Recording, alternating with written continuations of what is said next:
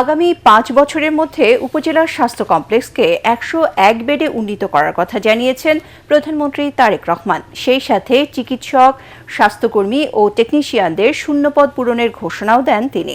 Dhaka medical college হাসপাতালের 81তম প্রতিষ্ঠাবার্ষিকী উপলক্ষে আয়োজিত অনুষ্ঠানে তিনি বলেন, স্বাস্থ্যসেবাকে জনগণের দোরগোড়ায় পৌঁছে দিতে চায় তাঁর সরকার। চিকিৎসার জন্য দেশের মানুষকে যাতে বিদেশমুখী হতে না হয় তা নিশ্চিত করতে ডাক্তারদের আরও মানবিক আচরণ, আধুনিক ও সঠিক চিকিৎসা সেবা নিশ্চিত করারও আহ্বান জানান প্রধানমন্ত্রী। বিস্তারিত জানাচ্ছেন মইনুল হাসান। দেশের সব শ্রেণীর মানুষের চিকিৎসা সেবা প্রদান আর মেধাবী চিকিৎসক তৈরির অন্যতম প্রতিষ্ঠান ঢাকা মেডিকেল কলেজ হাসপাতালের 81তম প্রতিষ্ঠাবার্ষিকীর অনুষ্ঠানে যোগ দেন প্রধানমন্ত্রী তারেক রহমান। সাথে ছিলেন তার সহধর্মিণী ও ঢাকা মেডিকেল কলেজের প্রাক্তন শিক্ষার্থী ডাক্তার জুবাইদা রহমান।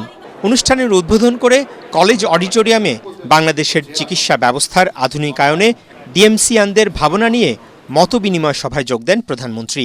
এ সময় সরকার প্রধানের কাছে চিকিৎসা, গবেষণা, আবাসন আর মাঠ পর্যায়ের ডাক্তারদের নানা সমস্যার কথা তুলে ধরেন বর্তমান ও প্রাক্তন শিক্ষার্থীরা।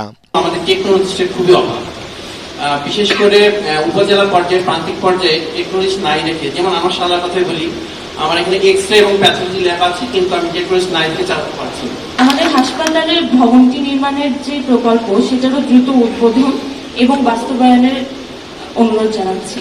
স্মৃতিচারণ করতে গিয়ে চিকিৎসক হিসেবে ঢাকা মেডিকেল কলেজ হাসপাতালে তার অভিজ্ঞতার কথা তুলে ধরেন এই প্রতিষ্ঠানের সাবেক শিক্ষার্থী, প্রধানমন্ত্রীর সহধর্মিণী ডাক্তার জুবাইদা রহমান। বহুদিন ধরে একটি আর্তনাদ আমার কানে ধ্বনিত হয়। মস্তিষ্কের রক্তক্ষরণ হওয়ার সুষ্ঠু ডায়াগনোসিসে ব্যর্থ আমাদের ওয়ার্ডের সকলে, কারণ সিটি স্ক্যান মেশিন সেদিন অকেজো ছিল। আগামী 20 বা 25 বছর পরে আমরা ঢাকা মেডিকেল কলেজকে দক্ষিণ এশিয়ার অন্যতম শ্রেষ্ঠ চিকিৎসা শিক্ষা, গবেষণা ও উদ্ভাবনের কেন্দ্র হিসেবে দেখতে চাই।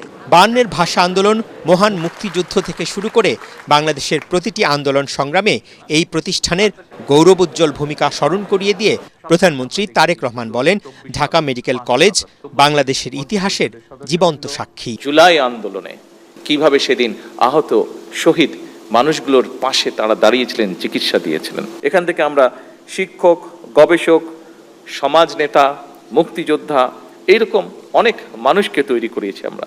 বাজেটে স্বাস্থ্য খাতে বরাদ্দ সহ তার সরকারের নেয়া নানা পদক্ষেপের কথা তুলে ধরেন প্রধানমন্ত্রী।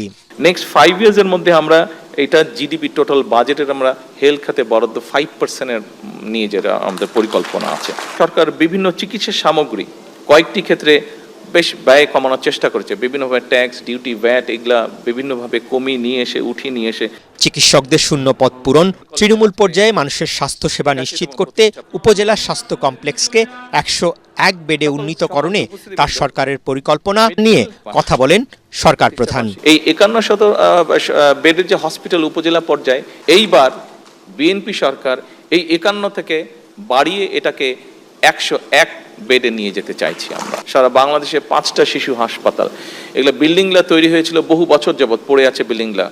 আমরা এগুলাকে দ্রুত চালু করার ব্যবস্থা করছি আমরা, এগুলা যাতে বাচ্চারা সাপোর্টগুলা পায়। দেশেই যাতে সর্বাধুনিক চিকিৎসা সেবা নিশ্চিত করা যায় তারও তাগিদ দেন তারেক রহমান। লক্ষ লক্ষ মানুষ বিদেশে যাচ্ছেন চিকিৎসা করাতে, তার ফলে আমাদের মূল্যবান বৈদেশিক মুদ্রাও সেই সাথে চলে যাচ্ছে। আমরা কেন পারবো না এই পরিস্থিতিটির পরিবর্তন করতে?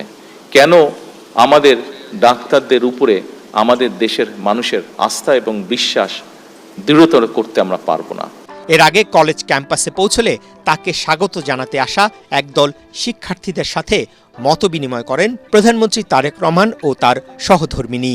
গাছের চারা রোপণ শেষে প্রধানমন্ত্রীকে ঢাকা মেডিকেল কলেজ হাসপাতালের স্থাপনা, প্রতিস্থাপন ও পুনর্নির্মাণ সম্পর্কে অবহিত করা হয়। রাজধানী ইউনাইটেড হাসপাতালে চিকিৎসাধীন বিএনপির মিডিয়া সেলের আহ্বায়ক অধ্যাপক ডাক্তার মওদুদ হোসেন আলমগীর পাভেলকে দেখতে যান প্রধানমন্ত্রী তারেক রহমান। এ সময় মওদুদ হোসেন আলমগীর পাভেলের শারীরিক অবস্থা ও চিকিৎসার খোঁজ খবর নেন প্রধানমন্ত্রী। চিকিৎসকরা প্রধানমন্ত্রীকে রোগীর শারীরিক অবস্থা সম্পর্কে অবহিত করেন। গত বৃহস্পতিবার বগুড়ায় নিজ গ্রামের বাড়িতে বুকে ব্যথাসহ প্রচণ্ড অসুস্থ বোধ করলে অধ্যাপক পাভেলকে স্থানীয় একটি হাসপাতালে নেওয়া হয়। পরদিন তাকে এয়ার অ্যাম্বুলেন্সে করে ঢাকায় এনে ইউনাইটেড হাসপাতালে ভর্তি করা হয়। শুধু কথার ফুলঝুরি নয়, তিস্তা মহাপরিকল্পনা বাস্তবায়নে সরকারকে কার্যকরী পদক্ষেপ নিতে হবে বলে জানিয়েছেন বিরোধী দলীয় নেতা ও জামায়াত ইসলামীর আমির ডাক্তার শফিকুর রহমান। রংপুর জেলা স্কুল মাঠে বিভাগীয় সমাবেশে একথা বলেন তিনি। গণভোটের রায় বাস্তবায়নে এদেশ থেকে স্বৈরাচারকে চিরতরে বিতাড়িত করা হবে বলেও জানান বিরোধী দলীয় নেতা। সারা দেশে বিরোধী দলীয় চিফ হুইপ এনসিপির আহ্বায়ক নাহিদ ইসলাম বলেন, বিএনপির ইতিহাস প্রতারণার ইতিহাস। তারা যতবার ক্ষমতায় এসেছে জাতির সাথে প্রতারণা করেছে। ইহসানুল গনি স্বজনের ক্যামেরায় বিস্তারিত জানাচ্ছেন খায়রুল ইসলাম। গণভোটের রায় ও তিস্তা মহাপরিকল্পনা বাস্তবায়নে কার্যকর ব্যবস্থা গ্রহণ, সীমান্ত হত্যা ও পুশিন বন্ধ এবং জনদুর্ভোগ নিরসনের দাবিতে দেশব্যাপী পূর্বঘোষিত কর্মসূচি অনুযায়ী রংপুর জেলা স্কুল মাঠে বিভাগীয় সমাবেশ করে 11 দলীয় ঐক্য। এতে অংশ নেয় বিভাগটির কয়েকটি জেলার লক্ষাধিক কর্মী সমর্থক। ঘণ্টার পর ঘণ্টা তারা বৃষ্টিতে ভিজে নেতৃবৃন্দের কথা শোনেন। রংপুরকে অন্য কোন বিদেশি দাবিদার। সমাবেশে 11 দলের নেতারা অভিযোগ করেন, জুলাইয়ের সাথে প্রতারণা করছে সরকার। এই সংস্কার আমরা চাই, মানবতার বাংলাদেশ চাই। আপনারা কি মানবতার বাংলাদেশ চান? সুশাসন চান? আপনারা তাদের স্বাধীনতার আকাঙ্ক্ষাকে নিভিয়ে দিতে পারবেন না। যদি চেষ্টা করেন, আবার মুগ্ধরা ফিরে আসবে, আবার আবু সাঈদরা ফিরে আসবে, আবার নহিয়ানরা ফিরে আসবে।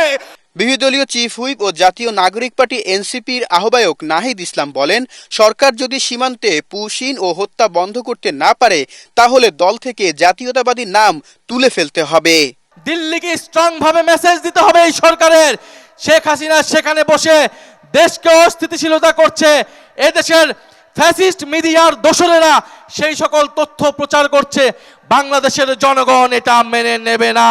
অন্যদিকে বিরোধী দলীয় নেতা ও জামায়াত ইসলামীর আমির ডাক্তার শফিকুর রহমান বলেন, সরকার প্রধান এই রংপুরের এক সমাবেশে গণভোটের পক্ষে হ্যাঁ ভোট চাইলেও এখন তা বাস্তবায়নে টালবাহানা করছেন। বাংলাদেশের একটা জায়গায় শুধু দাঁড়িয়ে বর্তমান প্রধানমন্ত্রী বলেছিলেন ভোট দিবেন দুটো, একটি আমার দলকে আর একটি গণভোটে হা। তিনি প্রথমটা রক্ষা করেছেন, দ্বিতীয়টা তিনি রক্ষা করেন নাই। শীঘ্রই তিস্তা মহাপরিকল্পনা বাস্তবায়নে কার্যকরী পদক্ষেপ গ্রহণে সরকারের প্রতি দাবি জানান তিনি। তিস্তা নিয়ে এই বাজেটে 10 টাকারও কোনো অ্যালোকেশন নেই। আমরা আর কথার ফুলঝুরি শুনতে চাই না, দেখতে চাই না। আমরা বাস্তব পদক্ষেপ দেখতে চাই। গণভোটের রায় বাস্তবায়নের মধ্য দিয়ে এদেশ থেকে স্বৈরাচারকে চিরতরে বিতাড়িত করা হবে বলেও জানায় বিরোধী দলীয় নেতা।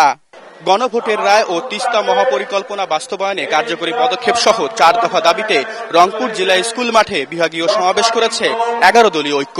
এ সময় বক্তারা বলেন, গণভোটের রায় না মানলে সরকারকে এর খেসারত দিতে হবে। সেই সাথে জুলাই সনদ বাস্তবায়নে দেশের জনগণকে আবারও আন্দোলনে নামার আহ্বান জানান তারা।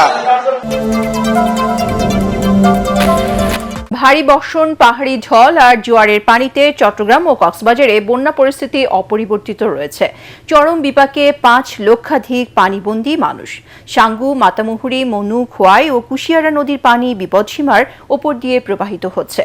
আশ্রয় কেন্দ্রগুলোতে প্রশাসন এবং সেনাবাহিনী ত্রাণ সহায়তা দিচ্ছে। তবে খাগড়াছড়িতে বন্যা পরিস্থিতির উন্নতি হলে যোগাযোগ বিচ্ছিন্ন রয়েছে বান্দরবান। ভারত থেকে আসা পানিতে সিলেট ও সুনামগঞ্জে নতুন করে বন্যার আশঙ্কা সৃষ্টি হয়েছে। এদিকে কুমিল্লায় কৃষিমন্ত্রী জানান, বন্যায় ক্ষতিগ্রস্ত কৃষকদের সহায়তা দেবে সরকার। প্রতিনিধিদের পাঠানো তথ্যচিত্রে সাজ্জাদ জাহানের রিপোর্ট।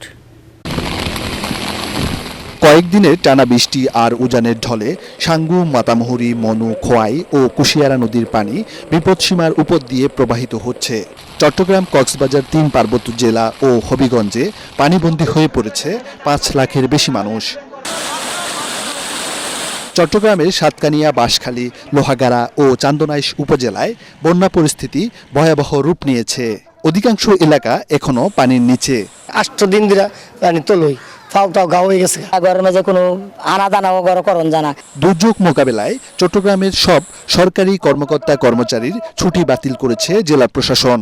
খোলা হয়েছে কন্ট্রোল রুম।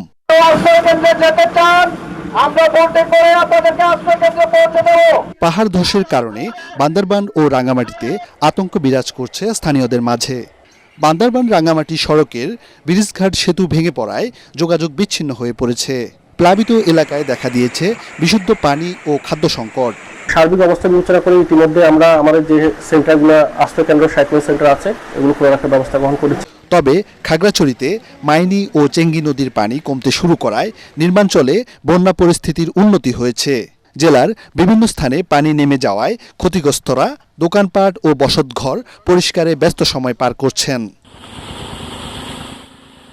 এদিকে ভারতের মেঘালয়ে ভারী বৃষ্টির প্রভাবে সুরমা কুশিয়ারা নদীর পানি বেড়ে লোকালয়ে প্রবেশ করেছে। বন্যা পূর্বাভাস ও সতর্কীকরণ কেন্দ্র জানিয়েছে, উজানের ঢলে সিলেট সুনামগঞ্জ জেলার কুশিয়ারা নদী সংলগ্ন নির্মাঞ্চল ও তিস্তা সহ বিভিন্ন নদীর পানি বেড়ে যাওয়ায় নতুন করে বন্যার আশঙ্কা রয়েছে। তবে দীর্ঘস্থায়ী বন্যার শঙ্কা নেই বলে জানিয়েছে বন্যা পূর্বাভাস ও সতর্কীকরণ কেন্দ্র।